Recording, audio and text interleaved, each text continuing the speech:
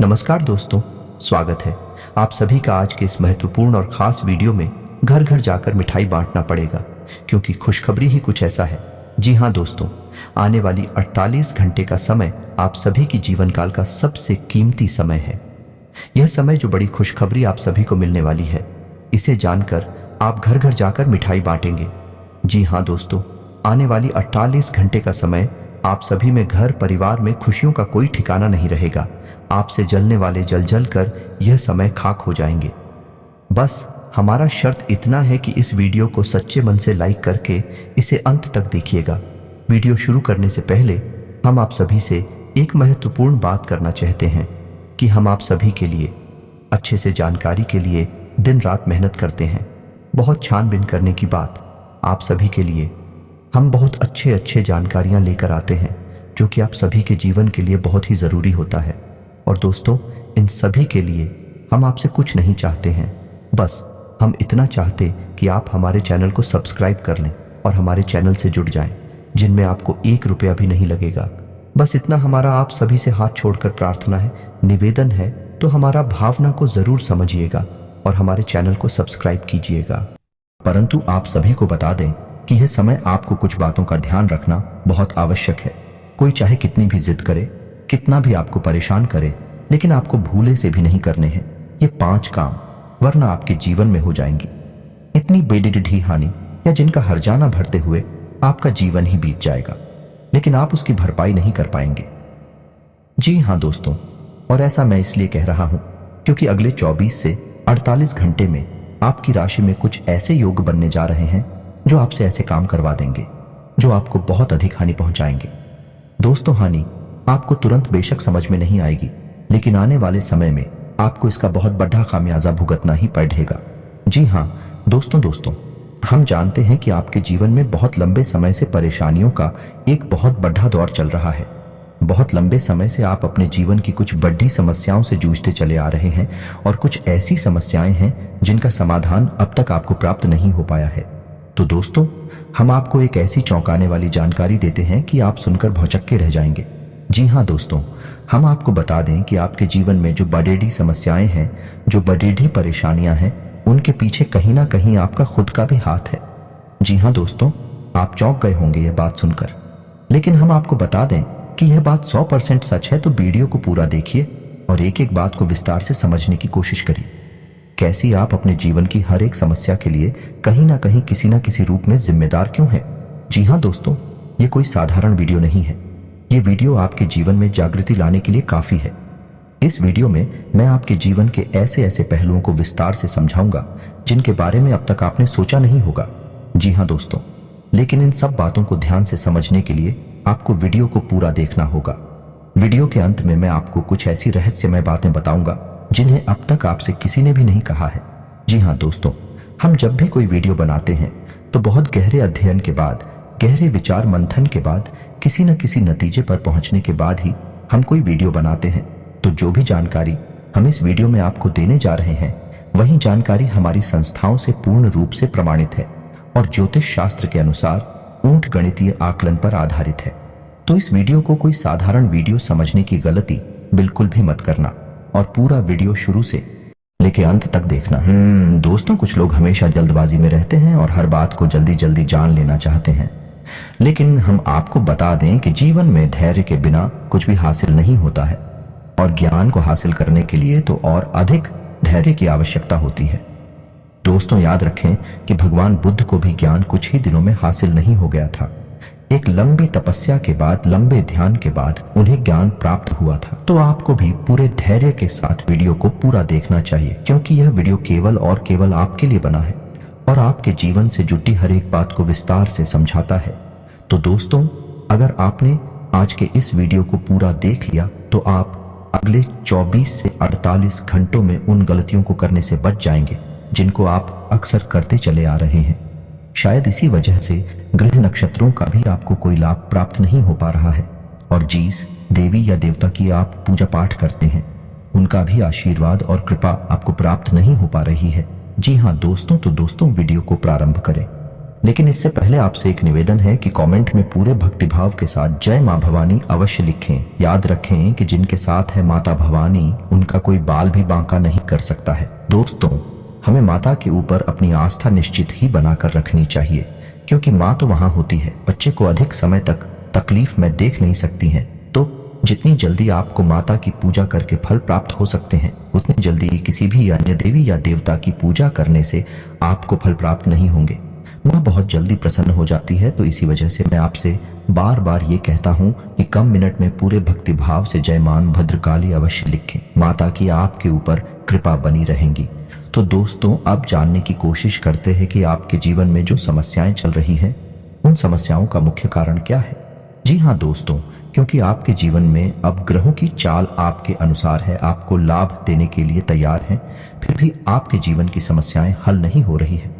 कुछ लोग तो ऐसे हैं जो लंबे समय से किसी देवी या देवता की पूरे भक्तिभाव के साथ पूजा और आराधना भी कर रहे हैं, लेकिन तब भी उनके जीवन में कष्ट लगातार बने हुए हैं, उनका उद्धार नहीं हो रहा है। तो क्यों ऐसा हो रहा है कि इतना सब कुछ करने के बाद भी फल प्राप्त नहीं हो रहे हैं, जीवन में शांति और सुकून नहीं मिल रहा है।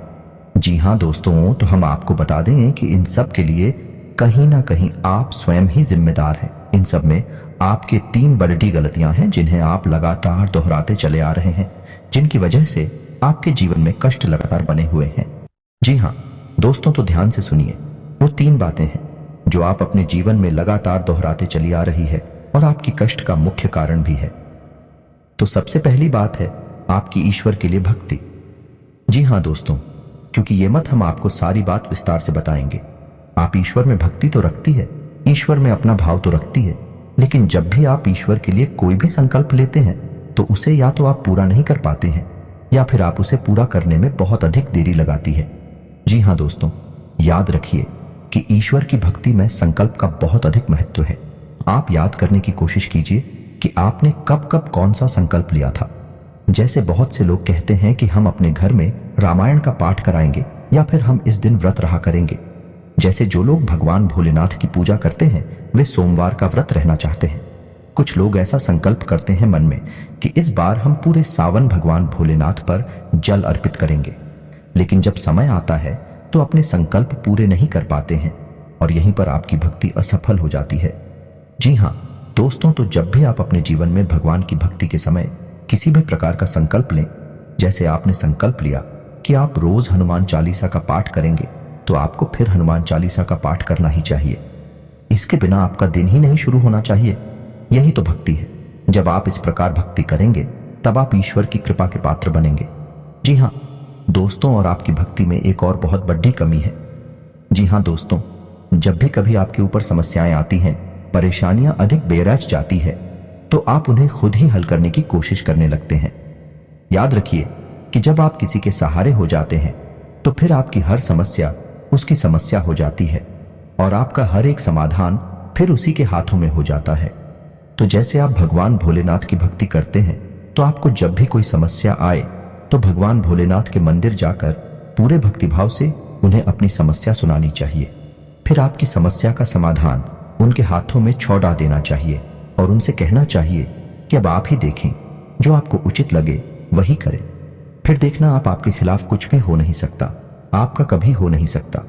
इसे कहते हैं भक्तिमय जीवन। जी हाँ दोस्तों, आपके मन में ईश्वर के लिए श्रद्धा भाव बहुत है, भक्ति भी बहुत है, लेकिन आपको ईश्वर की भक्ति करने का सही मार्ग अब तक नहीं मिल पाया है। जी हाँ दोस्तों, इसीलिए कहते हैं कि किसी भी प्रकार का ज्ञान प्राप्त करने के लिए गुरु की आवश्यकता होती है। शायद अब तक आपको सही गुरु नहीं मिल पाया, इस वजह से आप इन सब विधवाओं से वंचित हैं और इन गलतियों को दोहराते चली आ रही है। तो अब हम आपको बता दें कि जब भी आप ईश्वर के लिए कोई भी मन में संकल्प ले तो उसे पूरा अवश्य करें। जी हाँ दोस्त, और आपके जीवन में कोई भी समस्या आए तो उसे अपने इष्ट के हाथों में सौंप दें और उनसे कहे कि अब इसका समाधान आप खुद ही निकाल लें। फिर आप देखिए आपकी समस्याएं कैसे हल होती चली जाती है और आपका जीवन कैसे आनंदमय जीवन बन जाता है। दोस्तों, अब बताते हैं आपका दूसरा कारण जो आपको खुद ही अपनी समस्याओं के लिए जिम्मेदार है, और वही कारण है आपका अत्यधिक भावुक होना। जी हाँ दोस्तों, आप बहुत जल्दी भावनाओं में बह जाती है, जिसकी वजह से लोग आपका दुरुपयोग कर लेते हैं। जब जिसका जो चाहे आपको उपयोग कर लेता है। बस आपसे मीठी मीठी बातें करनी है और आपको बहलाना फुसलाना है और आप उसके काम आ जाते हैं। फिर चाहे आपका अपना ही नुकसान क्यों ना हो जाए। आप अपनी भी परवाह नहीं करते हैं, अपने फायदे और नुकसान के बारे में नहीं सोचते हैं। ये भावना बहुत अच्छी है, लेकिन सबके साथ ऐसा भाव नहीं रखना चाहिए, क्योंकि हर एक इंसान एक जैसा नहीं होता। कुछ तो अच्छे होते हैं जो आपकी भावनाओं की कद्र करते हैं, लेकिन अधिकतर ऐसे लोग होते हैं जो आपकी भावनाओं को अच्छी तरह से भांप लेते हैं, समझ लेते हैं, फिर आपका दुरुपयोग करते हैं और शोषण करते हैं, और बदले में आपकी धन दौलत, आपके संसाधन, आपकी चीजों का भरपूर दुरुपयोग करते हैं। जी हां दोस्तों, और तीसरा सबसे महत्वपूर्ण कारण है जो आपकी बर्बादी के लिए जिम्मेदार है, वो यह है कि आपका अत्यधिक खर्चीला स्वभाव। जी हां दोस्तों, आप वैसे तो पैसे की बहुत कद्र करते हैं, पैसे को बचाकर भी रखना चाहते हैं, लेकिन कभी कभी आप भावनाओं में बहकर अत्यधिक पैसा खर्च कर जाते हैं। अपने बजट का भी ख्याल नहीं रखते हैं, अपनी आमदनी का भी ख्याल नहीं रखते हैं, और ऐसी स्थिति में आप बहुत अधिक समस्या में फंस जाते हैं। और कभी कभी तो आपने भावनाओं में बहकर व्यापार में भी पैसा लगा दिया है, या कहीं बड़ी रकम इन्वेस्ट भी कर दी है, जिसमें आपको बहुत नुकसान भी हुआ है। तो दोस्तों, अब आपको सतर्क हो जाना है। वैसे तो और भी कई कारण हैं जिनकी वजह से आप परेशान रहते हैं, लेकिन मुख्य 3 कारण तो यही हैं जिनसे आप बचकर रहेंगे तो आप अपनी परेशानियों को काफी हद तक रोक लेंगे।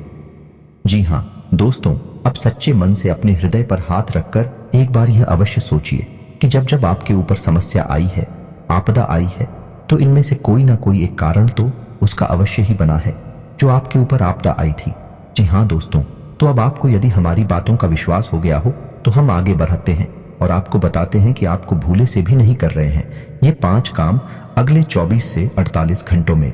जी हां दोस्तों, क्योंकि आपकी कुंडली में कुछ ऐसे योग बनने जा रहे हैं जो आपसे जानबूझकर ऐसी काम करवाएंगे, ऐसी परिस्थितियां बनाएंगे जिनसे आपको ऐसे काम करने पड़ेंगे।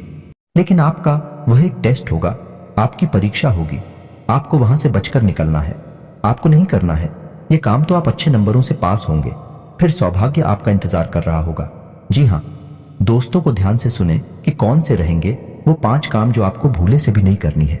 चाहे कोई कितना भी जिद करे, कोई कितना भी परेशान करे, आपको तो दोस्तों सबसे पहला काम इसमें आपके लिए रहेगा कि आपको अगले 24 से 48 घंटे में किसी के ऊपर भी क्रोध नहीं करना है। जी हां दोस्तों, आपकी ये बहुत बड़ी कमी रही है कि आपको गुस्सा जल्दी आ जाता है, आप बहुत जल्दी चिढ़ जाते हैं और बातों को विवाद में बदल देते हैं। जी हां दोस्तों, हम जानते हैं कि आपके जीवन में बहुत समस्याएं चल रही हैं जिनकी वजह से आप थोड़े से परेशान रहते हैं। मन आपका थोड़ा सा उदासीन रहता है, जिसकी वजह से आपको जल्दी से गुस्सा आ जाता है। लेकिन आपको यह पता होना चाहिए कि हम जब भी गुस्सा करते हैं, क्रोध करते हैं, तो हम अपने पुण्य का बहुत बड़ा हिस्सा छीन कर देते हैं, यानी खत्म कर देते हैं। तो हमें क्रोध नहीं करना है, क्योंकि हम क्रोध करके अपने आप का बहुत अधिक नुकसान कर देते हैं। जी हां दोस्तों, नकारात्मकता का पहला स्वरूप क्रोध ही होता है, तो आपको गलती से भी क्रोध नहीं करना है। दूसरा सबसे महत्वपूर्ण काम यह रहेगा कि आपको अपने ईष्ट के पास अगले 24 से 48 घंटे में पूरे भक्तिभाव के साथ अवश्य जाना चाहिए।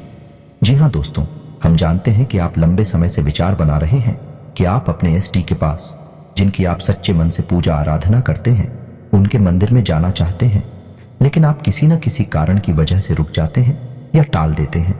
या आप यदि नियमित जा रहे हैं तो अगले 24 से 48 घंटे में आपको कोई ना कोई एक ऐसा कारण अवश्य बनेगा जिससे आप अपने इश्क के पास नहीं जा पाएंगे। तो आपको अब सतर्क रहना है। यदि ऐसा कारण आपको समझ में आए तो आप पहले ही भांप लेना और उसे टाल देना, लेकिन आप अपने इष्ट के दर्शन करने अवश्य जाना और पूरे भक्ति भाव से अपनी पूजा आराधना करना। याद रखना, ये है आपकी परीक्षा है, ग्रहों की चाल है, जिसकी वजह से आपको ऐसा महसूस हो रहा है। जी हाँ दोस्तों, अब आपको बताते हैं कि तीसरा बाइक कार्य जो आपको भूले से भी नहीं करना है, और वह कार्य रहेगा किसी भी महिला का अपमान न करना। जी हाँ दोस्तों, आप गलती से भी भूले से भी अगले 24 से 48 घंटे में किसी भी महिला का अपमान मत करना, भूले से भी मत करना। जी हाँ दोस्तों, हम आपको पहले ही बता चुके हैं कि आपकी राशि में शनि का गोचर हो रहा है और शनि आपको हर वक्त देखते रहते हैं, क्योंकि शनि कर्म के देवता हैं। तो जब भी आप किसी महिला का अपमान करेंगे या फिर किसी सफाई कर्मचारी का या फिर किसी कमजोर का अपमान करेंगे, तो शनि देव आपके ऊपर बहुत क्रोध करेंगे और आपके ऊपर उनकी कृपा बिल्कुल भी नहीं हो पाएगी। तो आपको भूले वे किसी भी महिला का अपमान नहीं करना है। जी हाँ दोस्तों, चौथा, आपको फिजूल खर्ची करने के लिए उकसाया जाएगा।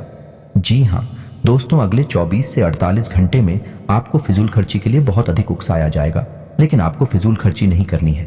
वैसा आपको केवल वही खर्च करना है जहां आवश्यकता है। आवश्यकता से अधिक आपको पैसा खर्च नहीं करना है। जी हाँ दोस्तों, याद रखें, फिजूल खर्ची को माता लक्ष्मी का अपमान माना जाता है। जी हाँ दोस्तों, और पांचवा और सबसे महत्वपूर्ण कार्य जो आपको भूले से भी नहीं करना है, आपको भूले से भी किसी भी बहन को या भारी मशीनरी को लापरवाही से उपयोग नहीं करना है।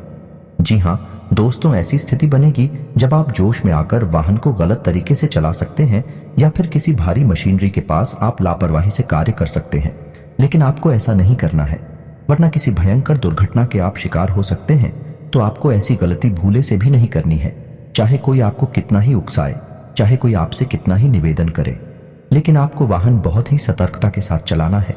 जी हाँ दोस्तों, तो ये तो थे वो 5 कार्य जो आपको भूले से भी अगले 24 से 48 घंटे में नहीं करने हैं। जी हाँ दोस्तों, अब हम जाते जाते आपको एक बहुत महत्वपूर्ण ज्ञान देते हुए जाते हैं कि यदि आपको स्नान करना है तो आप स्नान करने में भी अपने कर्मों को सुधार सकते हैं और अपने जीवन में प्रकाश ला सकते हैं।